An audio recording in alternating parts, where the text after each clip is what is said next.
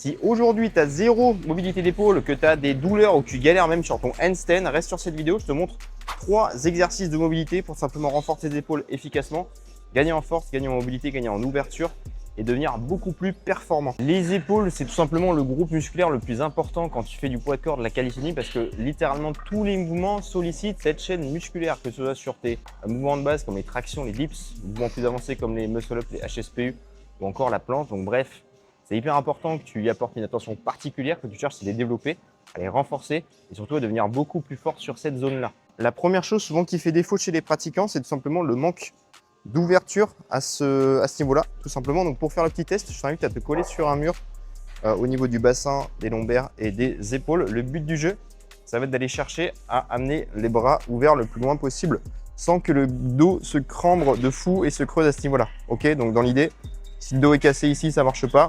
On replaque les lombaires et tu vois que si je force, eh ben, il me manque quand même 10-15 degrés pour aller chercher de l'ouverture à ce niveau-là. Ça, c'est un premier test que tu peux effectuer pour attester si oui ou non tu as déjà une bonne mobilité d'épaule en ouverture juste là.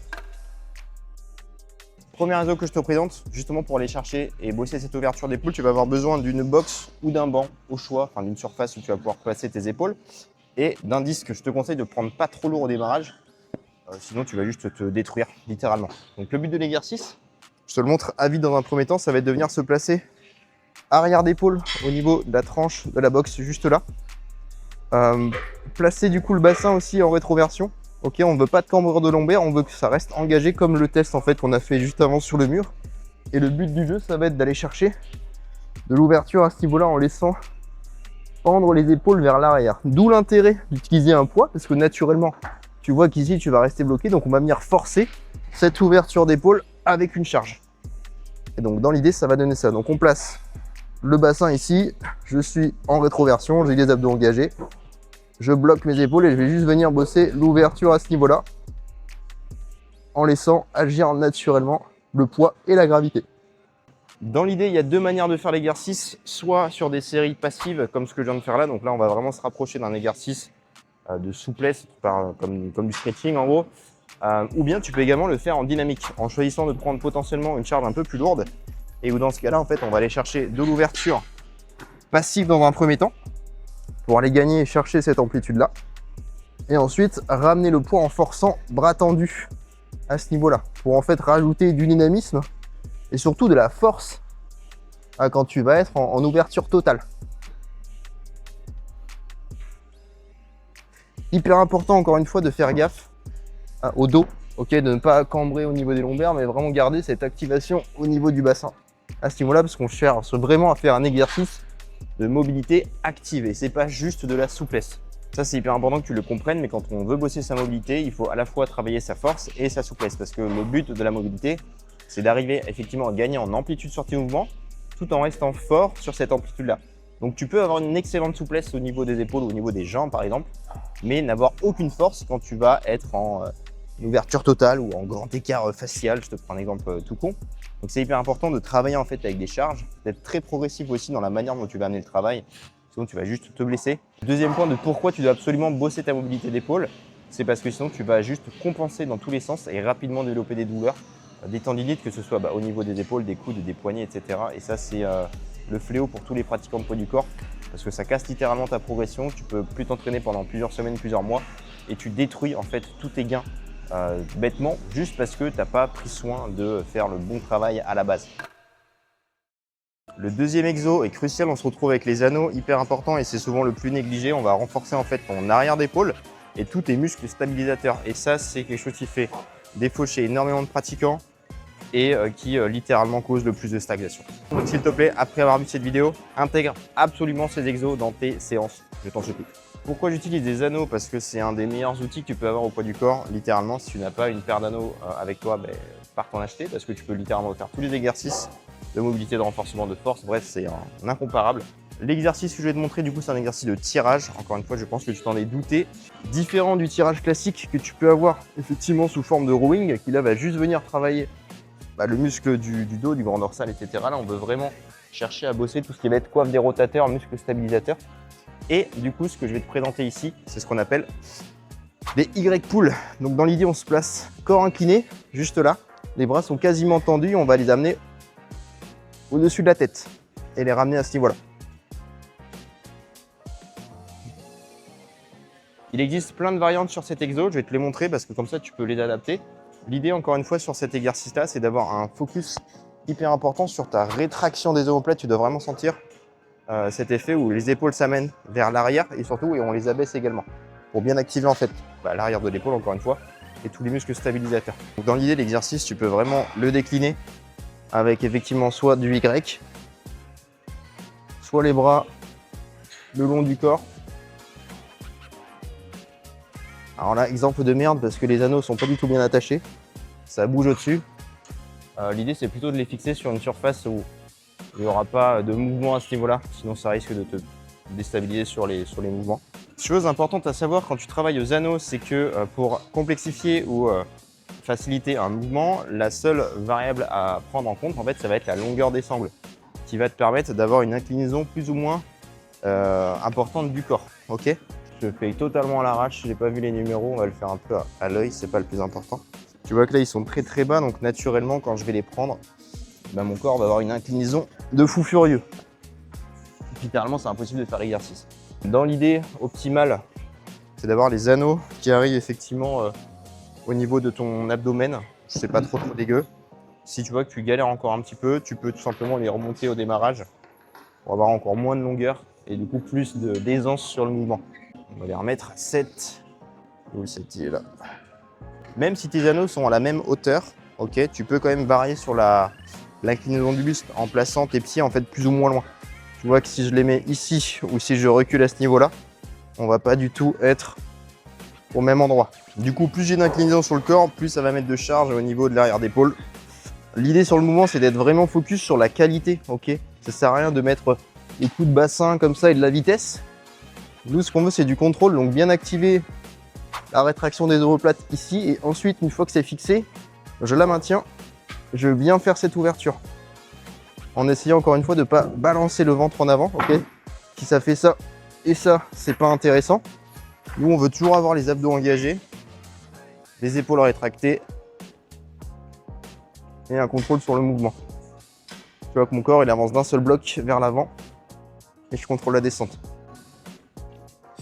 Et une variante que tu peux utiliser, c'est simplement amener de la rotation cubaine, je crois que ça s'appelle un peu comme ça en muscu. Donc dans l'idée, on va faire en fait un tirage ici, fixé, et une rotation des épaules. Moi, je suis un peu trop incliné, mais je tire, en rotation, je descends et je ramène.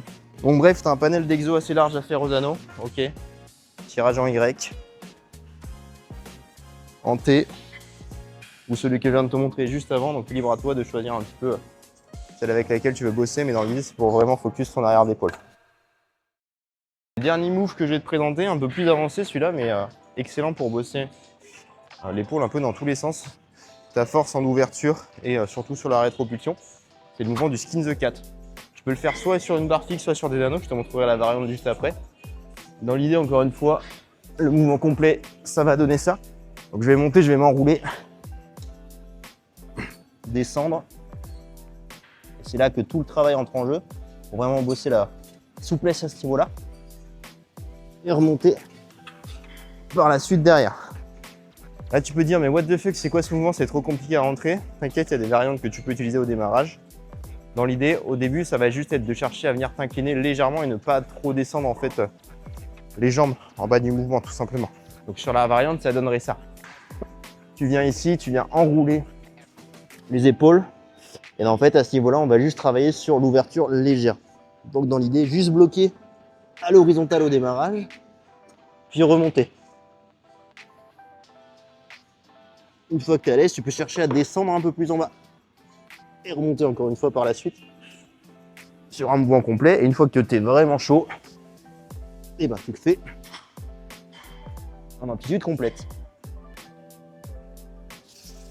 Dans l'idée, encore une fois, c'est un mouvement que tu peux bosser à la fois en statique, en restant en fait épaules renversées tout en bas du mouvement, tenir la position 15, 20, 30 secondes même, où tu vas vraiment chercher de l'étirement au maximum, et aussi le faire en dynamique. Excellent de combiner les deux pour avoir un travail vraiment global au niveau de l'épaule et du coup sur cette ouverture vers l'arrière que les gens souvent négligent trop souvent. Du coup, dans l'idée, je te conseille de faire typiquement ces exercices soit en début de séance, soit sur la fin. Ça dépend un petit peu de ton planning et ton rythme. Typiquement, le Skin the Cat, c'est un excellent exercice que tu peux intégrer dans tes échauffements. Alors, sous forme dynamique, pas forcément sous forme passive, pour garder quand même un peu d'explosivité et d'activité au sein de l'épaule. Faire que des étirements en fait en début de séance, ça peut être néfaste si tu as besoin après de faire des efforts explosifs. Pas dans tous les cas, encore une fois. Ça dépend un petit peu du contexte. Bref. Donc dans l'idée sur le Skin the Cat, je t'invite à le bosser 2-3 fois dans la semaine maximum sur tes séries. Pas aller chercher à faire trop de répétitions. Parce que c'est un exercice qui peut notamment être traumatisant quand même au niveau de l'épaule au démarrage. Donc sur 3, 4, 5 reps par série, 2 à 3 séries à chaque fois dans tes routines. Et si tu tiens en passive, essayer en fait d'augmenter déjà le temps de maintien, donc de passer de 15 à 20 secondes puis à 30 secondes. Et ensuite chercher à gagner en fait en amplitude où tu vas naturellement te lester vers le bas pour aller chercher encore plus d'ouverture. Typiquement, c'est un de mes gros défauts. Je suis vraiment faible à ce niveau-là. Et c'est quelque chose que je dois absolument bosser. Donc ça serait intéressant de le bosser en passif où tu vois que je laisse naturellement là tomber les épaules vers le bas.